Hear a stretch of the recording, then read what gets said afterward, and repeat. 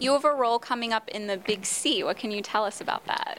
Well, I can tell you that I'm there because of Laura Linney, who I did a play with a last season called Time Stands Still. Everyone knows that Laura's in this show. She's the star of it. Mm-hmm. And I can tell you that I play a guy who is a married man who calls a gay sex line to find to explore his sexual identity, which is it's a really great part because it's surprising, it's unexpected, it's very funny, and I get to show my ass on TV. Was this your first nude role?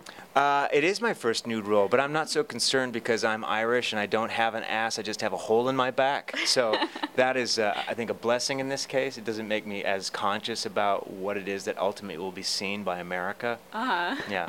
Did you have them close the set for you on your big No, nude like day? I said, it was hard to distinguish what was, actually part of my body and just maybe it's just like a piece of wood in the background.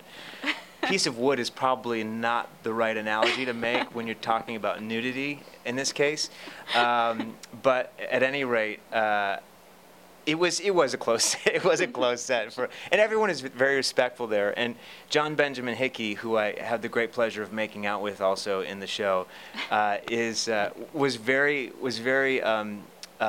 inspiring to me because of the amount of nudity that's on that show. Mm-hmm. It was just another day at the office. He's nude a lot on that show. Yeah, I guess so. I mean, and so just kind of hearing him talk about it and getting a sense of how these particular scenes for them are shot, it really was like, okay, so now this is going to happen. And of course, in my mind, this doesn't happen every day for me. So, right. But I was comforted to know that they're nude a lot on that show. Were you nervous to have your makeout scene with him? I wasn't nervous so much as I was, maybe a little bit nervous.